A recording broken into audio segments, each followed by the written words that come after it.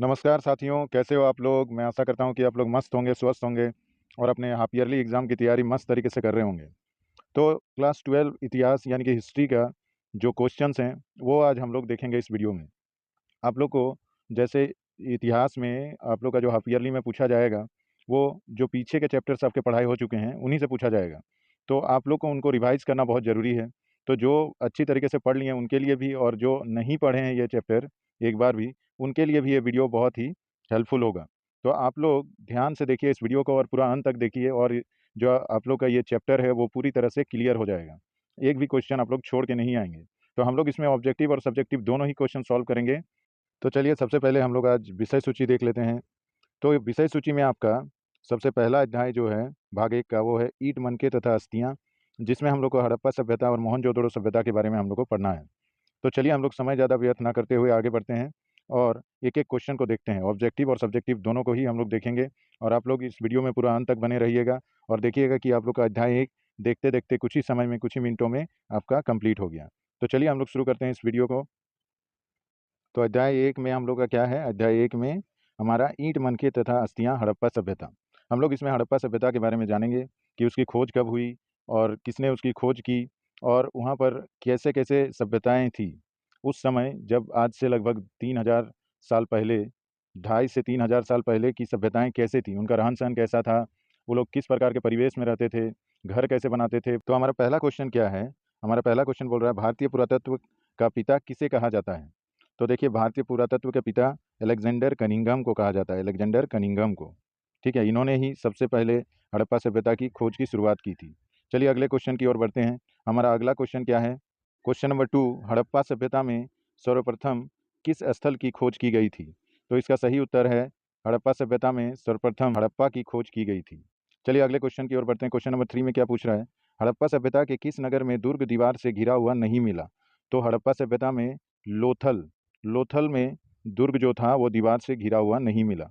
चलिए अब अगले क्वेश्चन की ओर बढ़ते हैं। क्वेश्चन नंबर 4 में क्या कह रहा है?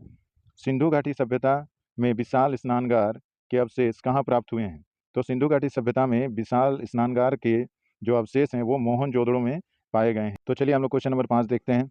सिंधु घाटी सभ्यता में शिल्प उत्पादन का एक प्रमुख केंद्र कहाँ था? तो सिंधु घाटी सभ्यता में चनहुदड़ो जो जगह था, वो शिल्प उत्पादन का प्रमुख केंद्र था।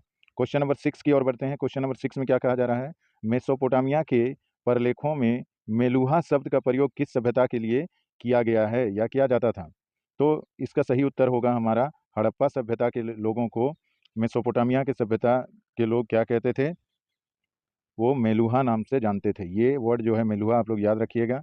मेसोपोटामिया की जो सभ्यता थी, वो हड़प्पा सभ्यता को और उनके लोगों को मेलुहा शब्द से जो है बुलाते थे। क्वेश्चन नंबर 7 की ओर बढ़ते हैं। क्वेश्चन नंबर 7 में हमारा क्या पूछ रहा है? लोथल कहाँ स्थित है? तो लोथल आपका गुजरात में स्थित है। चलिए क्वेश्चन नंबर 8 की ओर बढ़ते हैं। क्वेश्चन नंबर 8 में हड़प्पा किस नदी के किनारे स्थित है? तो हड़प्पा आपका रावी नदी के किनारे स्थित है। क्वेश्चन नंबर 9 की ओर बढ़ते हैं। क्वेश्चन नंबर 9 में क्या कह रहा है? सिंधु घाटी के निवासियों को सोना कहाँ से प्राप्त हुआ? तो सिंधु घाटी के सभ्यता में हमारा क्वेश्चन नंबर 9 क्या कह रहा है कि सिंधु घाटी सभ्यता के निवासियों को सोना कहाँ से प्राप्त हुआ था? तो इसका सही उत्तर होगा आपका कर्नाटक। कर्नाटक में ही आपका कोलार गोल्ड फील्ड भी है और वहीं से सोना प्राप्त किया जाता था। चलिए क्वेश्चन नंबर 10 की ओर बढ़ते हैं। क्वेश्चन नंबर 10 क्या कह रहा है? हड़प्पा सभ्यता में बंदरगाह का प्रमाण कहाँ से मिला है? तो हड़प्पा सभ्यता में बंदरगाह आपका लोथल में मिला है। आगे बढ़ते हैं हम लोग क्वेश्चन नंबर 11 की ओर। तो क्वेश्चन नंबर 11 क्या कह रहा है कि हड़प्पा सभ्यता का किस देश के साथ व्यापारिक संबंध नहीं था? तो वो देश कौन सा था? वो देश था चीन। तो आप लोग को इस तरह से जो है सारे आंसर को ही याद कर लेना है। आप लोग को ऑप्शन के पीछे नहीं भागना है। क्वेश्चन देखा और आंसर, बस इतना ही आप लोग को करना है। तो सारे आंसर्स को आप लोग याद कर लीजिए। चलिए क्वेश्चन नंबर 12 की ओर बढ़ते हैं। क्वेश्चन नंबर 12 क्या? क्वेश्चन नंबर 12 में जोते हुए खेत का प्रमाण कहाँ से मिला है? तो जोते हुए खेत का प्रमाण आपका जोते हुए खेत का प्रमाण आपका कालीबंगा से मिला है। ठीक है, ये याद रखिएगा, जोते हुए खेत का प्रमाण।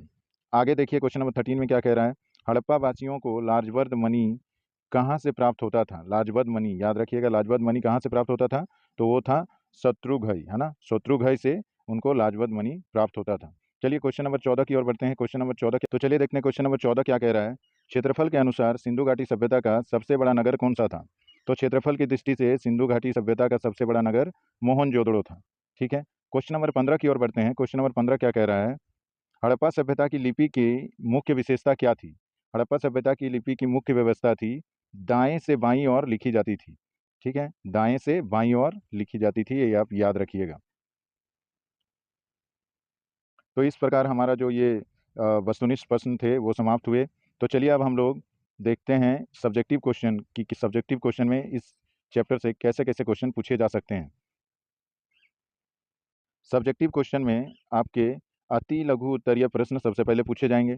तो चलिए हम लोग देखते हैं कि अति लघु उत्तरीय प्रश्न में किस प्रकार के प्रश्न आपके परीक्षा में पूछे जाएंगे। तो पहला क्वेश्चन जो है हमारा, पहला प्रश्न है कि हड़प्पा सभ्यता को कांस्य युगीन सभ्यता क्यों कहा जाता है? हड़प्पा सभ्यता को कांस्य युगीन सभ्यता क्यों कहा जाता है? तो देखिए इसका उत्तर क्या होगा कि हड़प्पा सभ्यता को कांस्य युगीन सभ्यता इसलिए कहा जाता है क्योंकि यहाँ पर लोगों ने औजार बनाने के लिए तांबे और टीन धातु को मिलाकर कांस्य धातु का उपयोग किया था। ठीक है, तो यहाँ पर देखिए इसका जो सटीक उत्तर क्या है कि हड़प्पा के लोग औजार बनाने के लिए तांबे और टीन के धातुओं को मिलाकर कांस्य धातु बनाते थे और उसका उपयोग करते थे औजार बनाने के लिए। इसीलिए हड़प्पा सभ्यता को कांस्य युगीन सभ्यता भी कहा जाता है। चलिए अब हम लोग क्वेश्चन नंबर 2 की ओर बढ़ते हैं। क्वेश्चन नंबर 2 में क्या पूछा जा रहा है? हड़प्पा सभ्यता को सिंधु घाटी सभ्यता क्यों कहा जाता है? तो इसका उत्तर क्या होगा? हड़प्पा और मोहनजोदड़ो नगरों के अवशेष मुख्य तौर पर सिंधु नदी या सिंधु नदी घाटी के आसपास से प्राप्त हुए हैं। इस कारण से हड़प्पा सभ्यता को सिंधु घाटी सभ्यता भी कहा जाता है।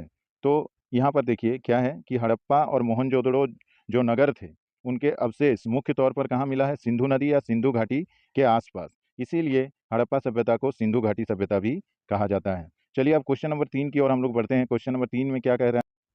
सिंधु घाटी सभ्यता में मनके बनाने के लिए किस सामग्री का उपयोग किया जाता था?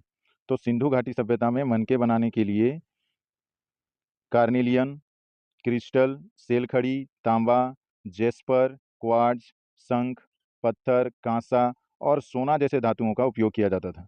इन धातुओं को आप लोग याद रखिएगा। एक बार फिर से मैं दोहरा रहा हूँ, कौन कौन से धातु थे? कार्नेलियन, क्रिस्टल, सेलखड़ी, तांबा, जेस्पर, क्वार्ट्ज, शंख, पत्थर, कांसा और सोना। इन धातुओं का उपयोग किया जाता था क्या बनाने के लिए? मनके बनाने के लिए। चलिए अब क्वेश्चन नंबर 4 की ओर हम लोग बढ़ते। तो क्वेश्चन नंबर 4 में क्या पूछ रहा है? क्वेश्चन नंबर 4 में पूछ रहा है कि सिंधु घाटी सभ्यता की उन स्थानों के नाम बताएं जहां सिंचाई के अंश पाए गए हैं। तो ऐसे 2 स्थान पाए गए हैं जहां सिंचाई के जो हैं अंश पाए गए हैं। तो वो 2 स्थान कहाँ कौन कौन से हैं? सिंधु घाटी सभ्यता के उन स्थानों के नाम निम्नलिखित हैं जहां सिंचाई के अंश पाए गए हैं। पहला है शत्रुघई और दूसरा है धोलावीरा। इन 2 स्थानों पर सिंधु घाटी सभ्यता में सिंचाई के अंश पाए गए हैं। तो चलिए अब क्वेश्चन नंबर 5 की ओर बढ़ते हैं। क्वेश्चन नंबर 5 में ये पूछा जा रहा है कि हड़प्पा सभ्यता के लोगों के व्यापारिक संबंध किन देशों से थे? तो हड़प्पा सभ्यता के लोगों के व्यापारिक संपर्क यानी कि संबंध मेसोपोटामिया, ओमान, बहरीन, ईरान आदि देशों से था। चलिए क्वेश्चन नंबर 6 की ओर बढ़ते हैं। क्वेश्चन नंबर 6 में हमारा क्या पूछा जा रहा है?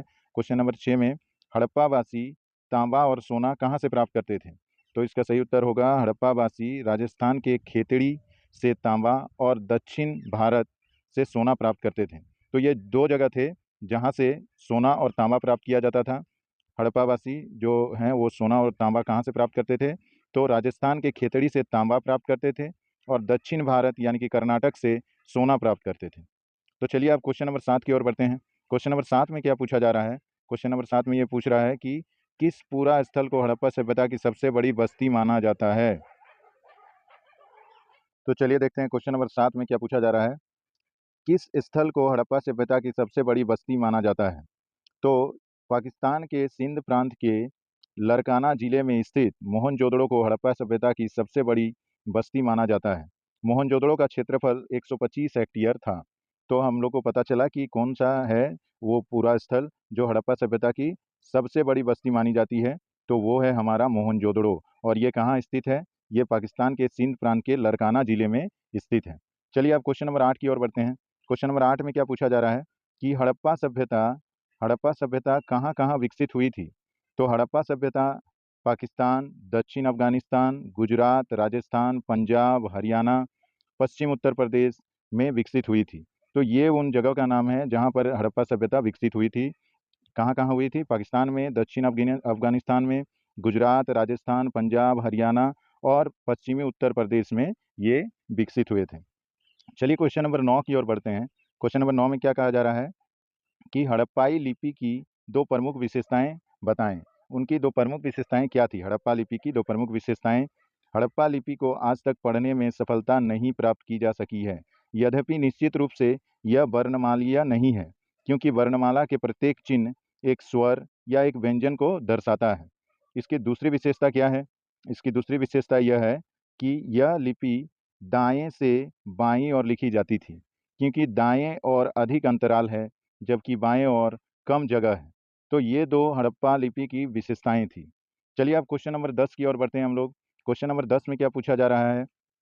क्वेश्चन नंबर 10 में ये पूछा जा रहा है कि चनुदड़ों के लोगों को शिल्प कार्यों चनुद क्वेश्चन नंबर 10 में क्या पूछा जा रहा है कि चनुदड़ों के लोगों की शिल्प कार्यों के नाम लिखें। तो यहाँ इसका उत्तर क्या होगा? चनुदड़ों के लोग शिल्प कार्य के लिए मनके बनाना, शंख की कटाई करना, धातु कर्म, मोहर निर्माण तथा बाट बनाना आदि काम करते थे। तो इस प्रकार हमने अति लघु उत्तरीय प्रश्न को भी पूरा कर लिया। और ये जो 10 प्रश्न है, इन 10 प्रश्नों को आप लोग अच्छी तरीके से करके जाइएगा और जितने भी आप लोग को ऑब्जेक्टिव क्वेश्चन बताए हैं उनको भी याद कर लीजिएगा। इससे बाहर और क्वेश्चन नहीं आएगा। आगे हम लोग लघु उत्तरीय प्रश्न और दीर्घ उत्तरीय प्रश्न भी करेंगे। अब ये जो है ये वीडियो ज़्यादा लंबा ना हो, इसीलिए हम लोग यहीं विराम देते हैं। अगले वीडियो में हम लोग लघु उत्तरीय प्रश्न और दीर्घ उत्तरीय प्रश्न भी आप लोग के लिए लाएँ। अगर आप लोग इस वीडियो में नए हैं और इस चैनल को आप लोग सब्सक्राइब नहीं किए हैं तो ज़रूर सब्सक्राइब कीजिए। आपको इसी तरह हर एक चैप्टर के प्रश्न उत्तर मिलेंगे इस चैनल से। तो आप लोग ध्यान से पढ़ाई कीजिए, मन लगा के पढ़ाई कीजिए और हमारे इस चैनल को सब्सक्राइब कीजिए। आपको परीक्षा में कोई भी परेशानी नहीं आएगी। धन्यवाद।